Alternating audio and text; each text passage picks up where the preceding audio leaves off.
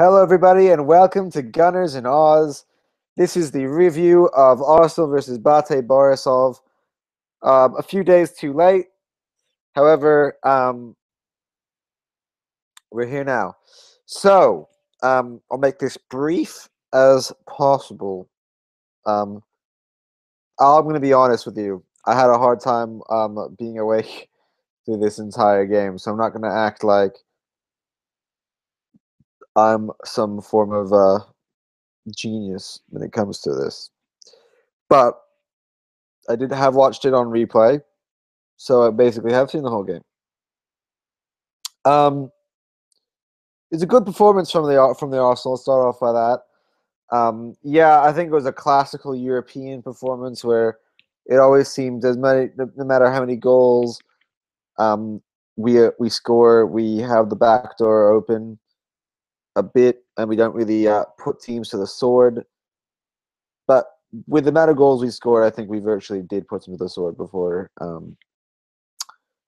But let's get into the match, guys. And this was a very good performance from some of our English men today. In fact, I think our best players in this game were English. And Jack Wilshere ran the show. He was tremendous in midfield. He was incredible. He linked up with Theo Walcott early. Shot hit the post. BATE Borisov for sure let off the hook there, but only a few moments later, Jack Wilshere darts out, gets himself to the byline, puts in a nice little ball for Theo Walcott, who heads it in. The ball's initially saved by the keeper, but second opportunity, of course, puts the ball in the net. Arsenal go up 1-0. It's not long later, around 15 minutes or so later, that Arsenal have doubled their lead. The goalie just makes a howler. He passes the ball directly to Theo Walcott, who punishes him, buries it in the bottom corner. Arsenal 2, BATE Borisov 0 at that point. And then basically also put the game out of reach at this point in the game. Another goal corner from Theo Walcott. Here, very decent game today. Ball is headed down by Per Mertesacker, which is then headed into the same corner where Theo scored before by Rob Holding, and that makes the game Arsenal 3, BATE Borisov 0. However, BATE do come back into the game, and it's Mirko Ivanic who pulled one back for BATE Borisov. The ball sort of just soars over Espina's head. It was a powerful strike by Ivanic. And at halftime, I guess you can maybe say BATE are in it, but I think it's a stretch because I think Arsenal had a real grip hold of the game, and just at the beginning of the second half, the game was put to bed.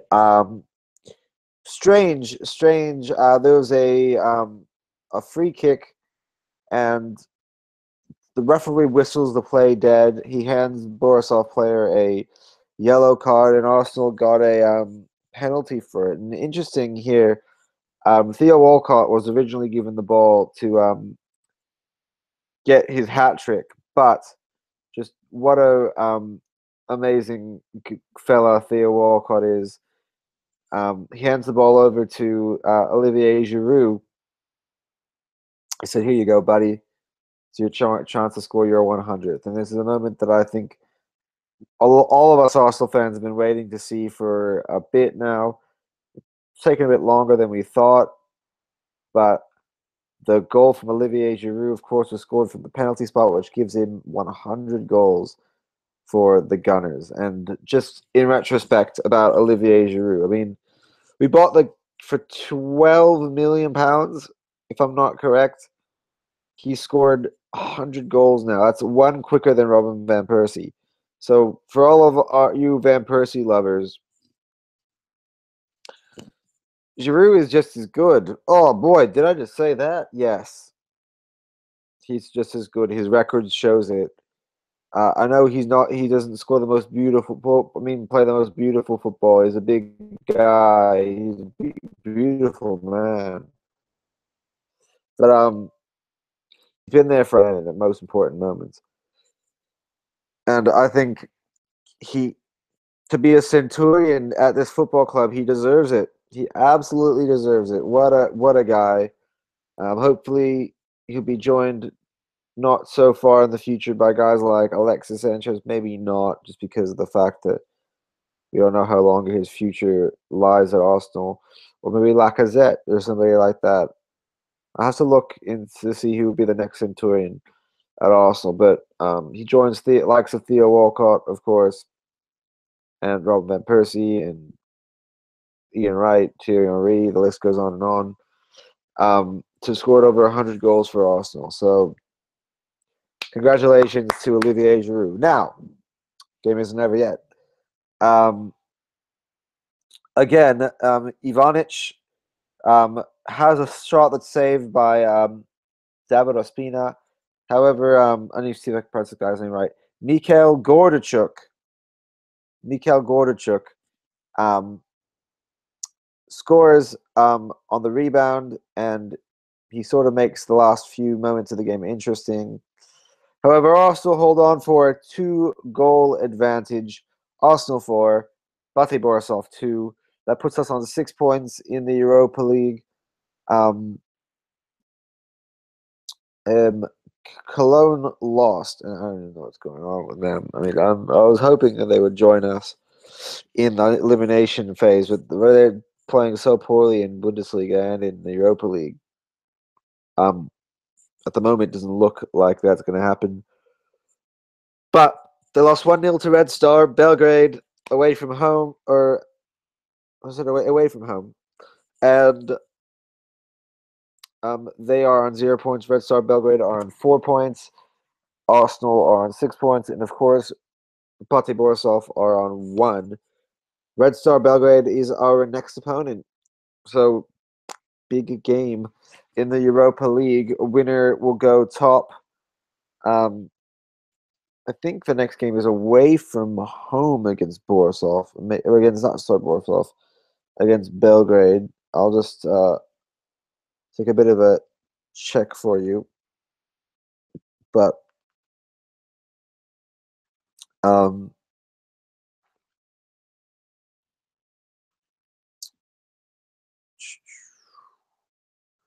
our next Europa League game is away at Red Star Belgrade, as I said. So it's so our next 2 games, away at Red Star Belgrade and at home against Red Star Belgrade. That's before we play Cologne away and, of course, Borisov at home. So, and I like the lighting for my phone. It looks kind of nice.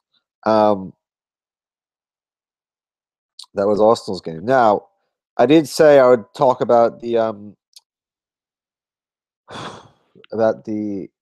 grand final, AFL grand final. It didn't go the way I wanted it to.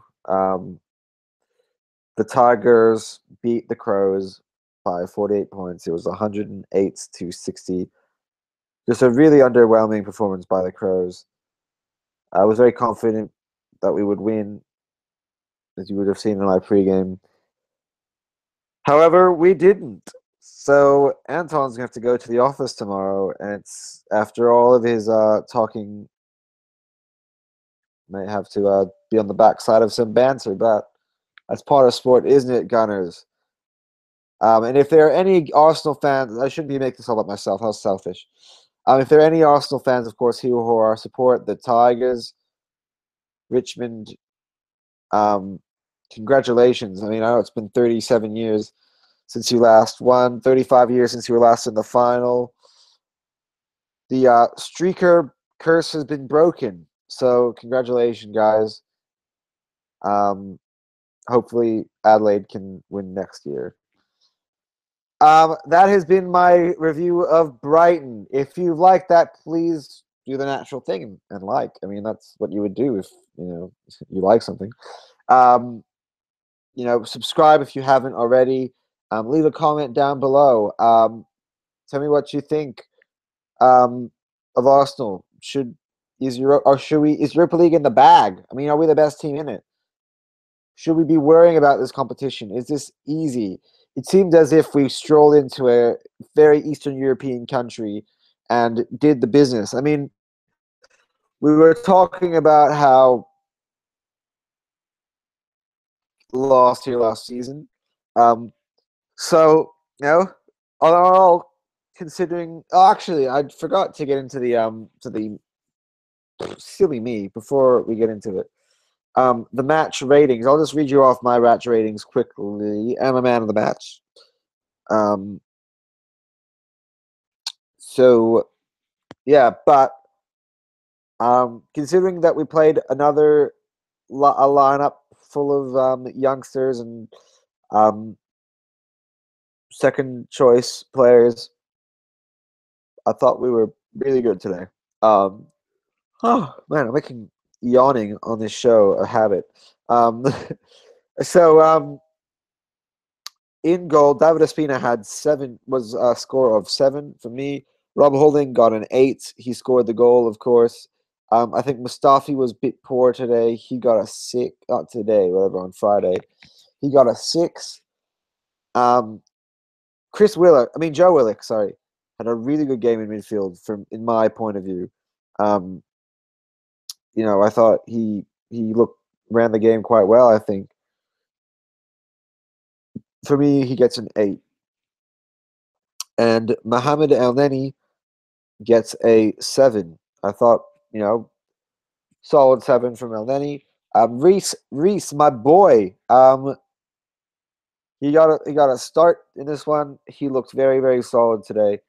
I'm gonna give him a 7. I was really impressed with Reese Nelson. Ainsley Maitland-Niles, similarly enough, on the other full whatever wing back role, he got a 7 for me as well. Now, 2 players for me gets a 9 because a lot of people are giving the match to Jack Wilshere. I'll let you know who my man of the match is in a second. It may still be Jack Wilshere. But if there's going to be a co-man of the match, it's Theo Walcott today. He had a blinder. This is Theo's best game. Yes, this is Theo's best game. This is Theo's best game of the season. He got 2 goals. He provided the corner he should have scored even more goals. I mean, he got unlucky with the ball coming off the post. I mean, he very opportunistic. Oh man, when he got onto the goalkeeper's air and he scored without a problem, and he could have scored a hat trick from the penalty spot if it wasn't for him just being very gracious and allowing Olivier Giroud his 100th.